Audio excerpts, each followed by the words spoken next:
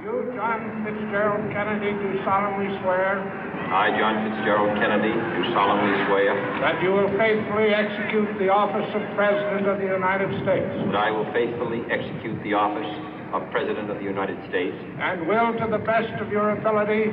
And will, to the best of my ability. Preserve, protect, and defend the Constitution of the United States. Preserve, protect, and defend the Constitution of the United States. So help you God. So help me God.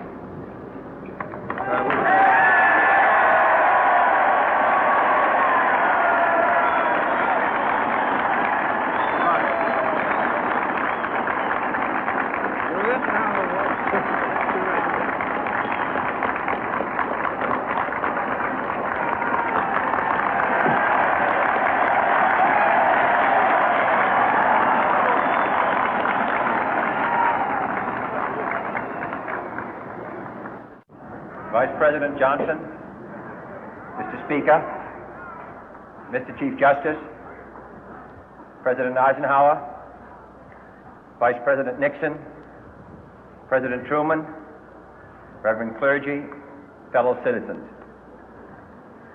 We observe today not a victory of party, but a celebration of freedom, symbolizing an end as well as a beginning, signifying renewal as well as change. For I have sworn before you and Almighty God the same solemn oath our forebears prescribed nearly a century and 3/4 ago. The world is very different now, for man holds in his mortal hands the power to abolish all forms of human poverty and all forms of human life. And yet the same revolutionary beliefs for which our forebears fought are still at issue around the globe. The belief that the rights of man come not from the generosity of the state, but from the hand of God. We dare not forget today that we are the heirs of that first revolution. Let the word go forth from this time and place to friend and foe alike that the torch has been passed to a new generation of Americans born in this century, tempered by war, disciplined by a hard and bitter peace, proud of our ancient heritage, and unwilling to witness or permit the slow undoing of those human rights to which this nation has always been committed and to which we are committed today at home and around the world.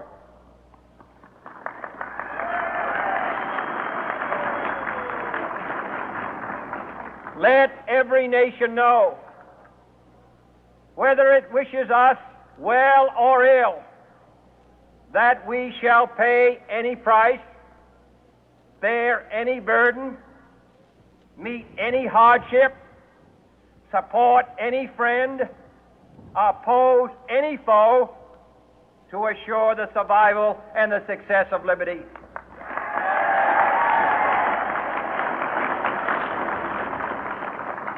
This much we pledge and more. To those old allies whose cultural and spiritual origins we share, we pledge the loyalty of faithful friends. United, there is little we cannot do in a host of cooperative ventures. Divided, there is little we can do, for we dare not meet a powerful challenge at odds and split asunder. To those new states whom we welcome to the ranks of the free, we pledge our word that one form of colonial control shall not have passed away, merely to be replaced by a far more iron tyranny. We shall not always expect to find them supporting our view, but we shall always hope to find them strongly supporting their own freedom, and to remember that in the past, those who foolishly sought power by riding the back of the tiger ended up inside.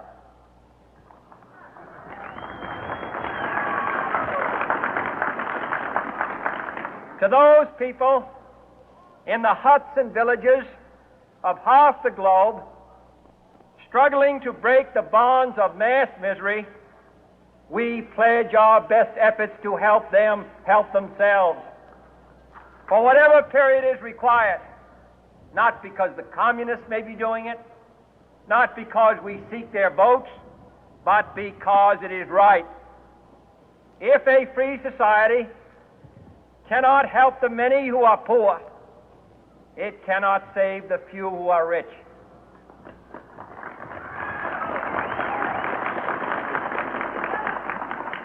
To our sister republics south of our border, we offer a special pledge to convert our good words into good deeds, in a new alliance for progress, to assist free men and free governments in casting off the chains of poverty.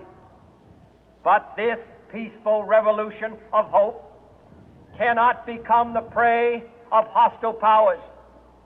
Let all our neighbors know that we shall join with them to oppose aggression or subversion anywhere in the Americas. And let every other power know that this hemisphere intends to remain the master of its own house.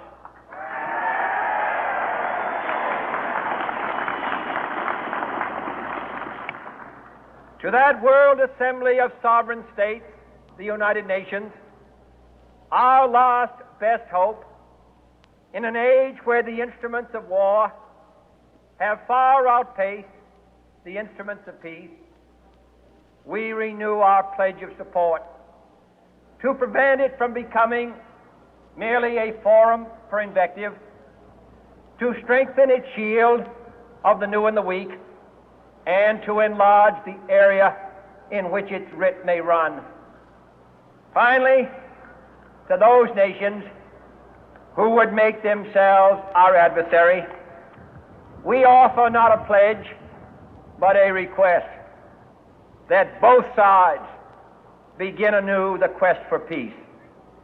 Before the dark powers of destruction, unleashed by science, engulf all humanity in planned or accidental self-destruction, we dare not tempt them with weakness, for only when our arms are sufficient beyond doubt can we be certain beyond doubt that they will never be employed. But neither can two great and powerful groups of nations take comfort from our present course, both sides overburdened by the cost of modern weapons, both rightly alarmed by the steady spread of the deadly atom, yet both racing to alter that uncertain balance of terror that stays the hand of mankind's final war.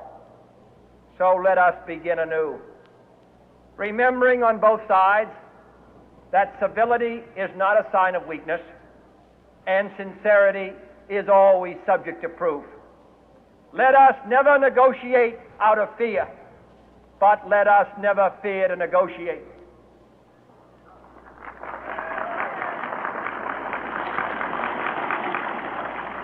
Let both sides explore what problems unite us, instead of belaboring those problems which divide us.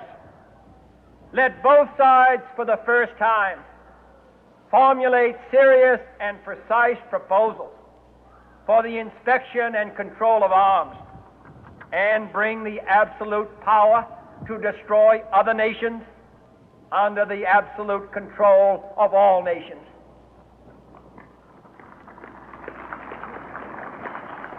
Let both sides seek to invoke the wonders of science instead of its terrors. Together, let us explore the stars, conquer the deserts, eradicate disease, tap the ocean depth, and encourage the arts and commerce. Let both sides unite to heed in all corners of the earth the command of Isaiah to undo the heavy burden and let the oppressed go free. And if a beachhead of cooperation may push back the jungle of suspicion, let both sides join in creating a new endeavor, not a new balance of power, but a new world of law, where the strong are just and the weak secure and the peace preserved. All this will not be finished in the first 100 days, nor will it be finished in the first 1,000 days, nor in the life of this administration, nor even perhaps in our lifetime on this planet. But let us begin.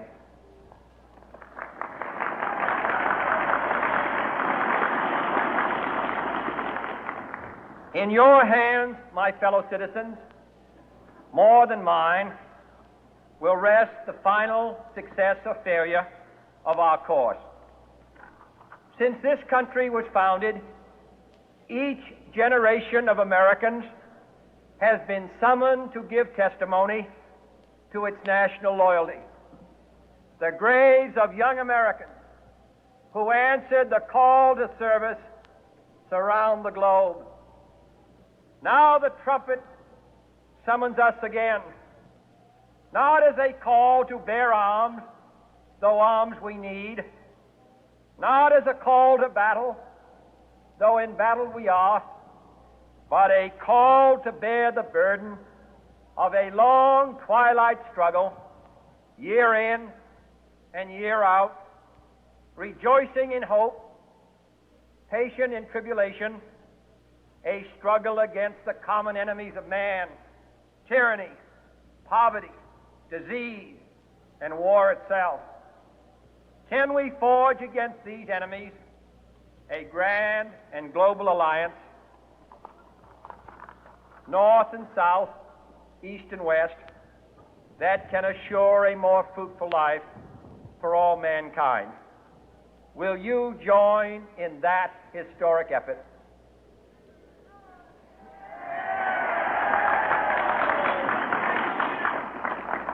In the long history of the world, only a few generations have been granted the role of defending freedom in its hour of maximum danger. I do not shrink from this responsibility. I welcome it.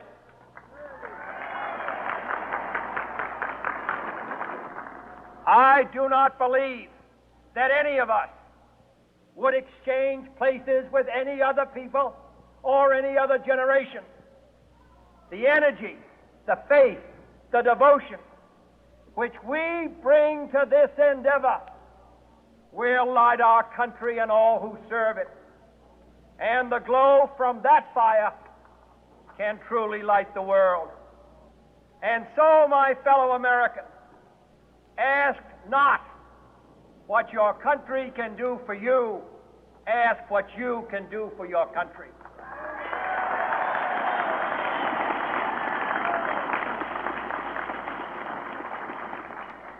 My fellow citizens of the world, ask not what America will do for you, but what together we can do for the freedom of man.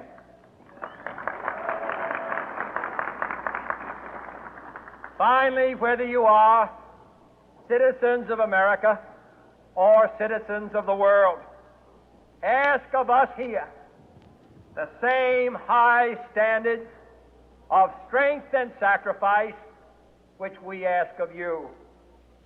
With a good conscience, our only sure reward, with history the final judge of our deeds, let us go forth to lead the land we love, asking His blessing and His help, but knowing that here on earth, God's work must truly be our own.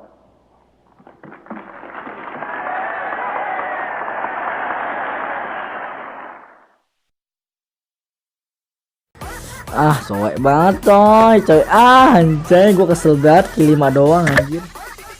Wis, tetap di hati. Tetap di hati matamu, mati sama bom.